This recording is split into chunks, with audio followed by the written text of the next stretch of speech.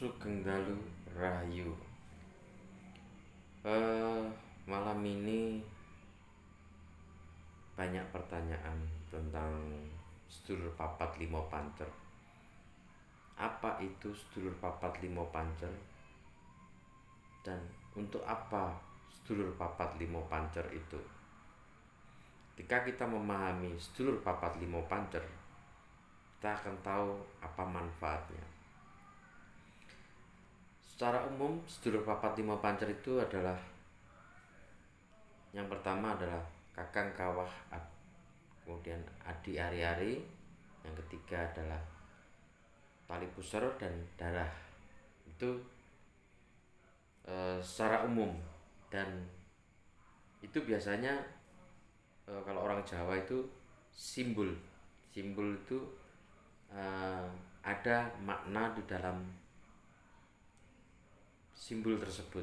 Jadi bahwa manusia ketika lahir di dunia ini itu dia memiliki namanya saudara yang akan selalu berbarengan terus. Tapi kadang-kadang juga ada berpisahnya. Bagaimana? Siapa itu saudara kita?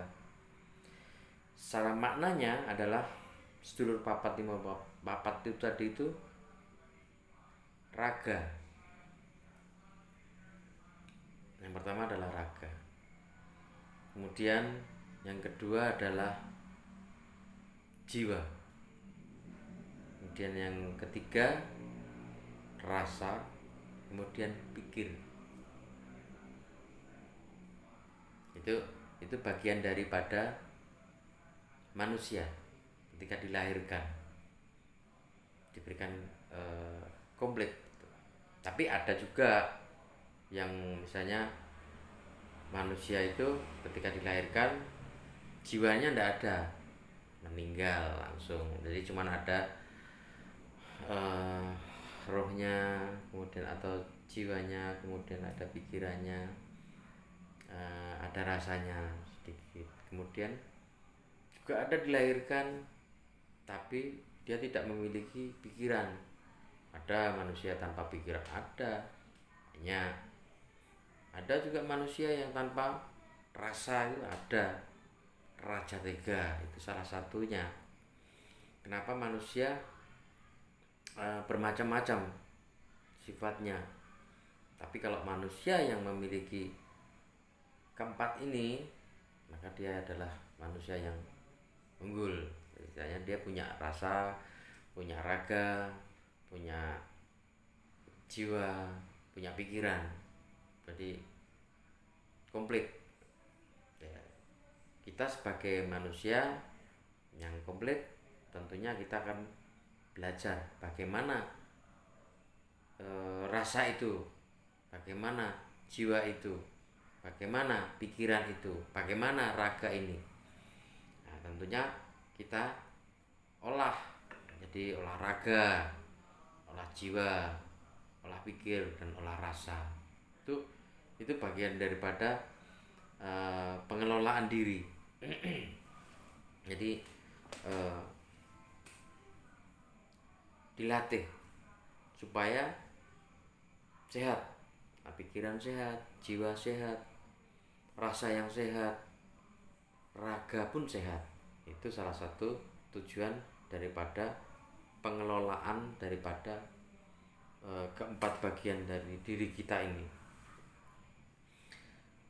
Untuk apa istilahnya kegunaan daripada kita mengetahui empat bagian daripada diri kita ini? Banyak. Ketika kita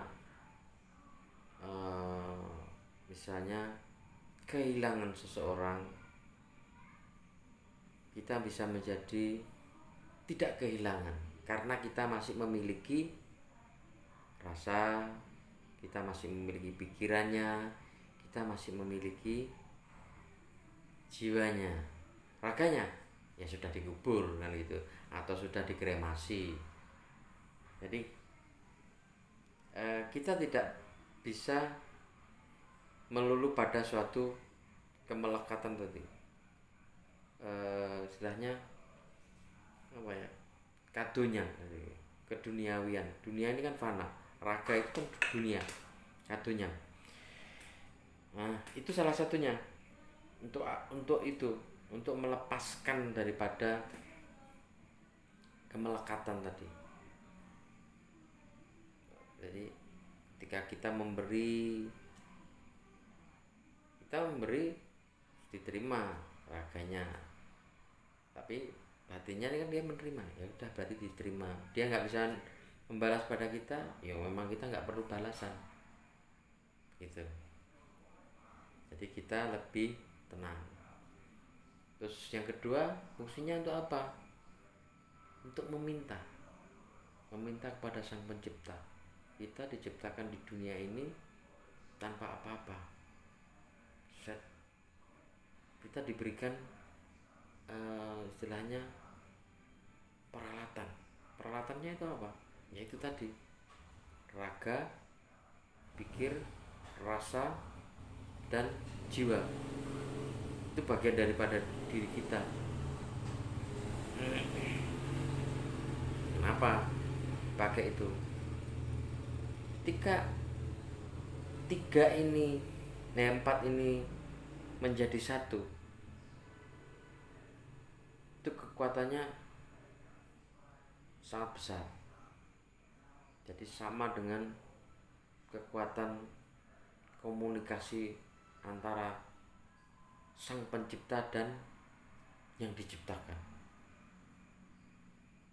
Mancer, jelek. Nah itu emang bisa. Pernah nggak kalian ketika berdoa atau sembahyang atau apapun, kamu melakukan, bibirmu komat kamit, tubuhmu melakukan, tapi pikiranmu entah kemana? Pernah nggak melakukan itu? Pasti pernah. Dan itu nggak akan ada istilahnya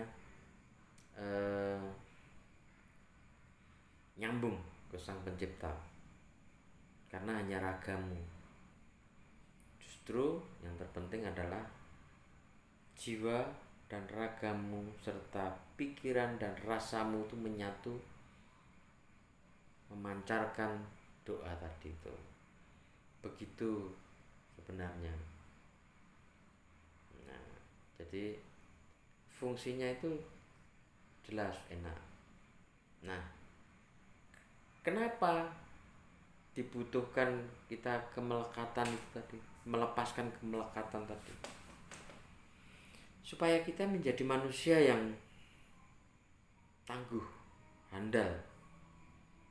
Jadi gak gampang ceklekan, atine gak gampang ceklekan. Ceklek atine apa ya? Getas. Hatinya itu rapuh. Itu gak bagus. Yang bagus tuh ulet, gak gampang patah hatinya. Ketika kamu gak gampang patah, itu kamu manusia yang unggul. Kalau misalnya barang diumpamakan barang made in Jerman kan gitu. Tapi kalau kamu gampang patah, hatimu gampang patah, gitu, gampang kecewa, ya kamu hatimu bikinan Cina, gitu. Made in China itu gampang, barangnya mesti jelas elegan gitu. Tapi kalau Jerman punya kan beda kualitasnya kan gitu. Jadi sebaiknya hatimu itu terbuat dari Jerman gitu. Tangguh umpama barang loh ya. Ini saya bilang seperti sebuah barang. Tapi juga banyak juga yang gampang ceklekan hati itu.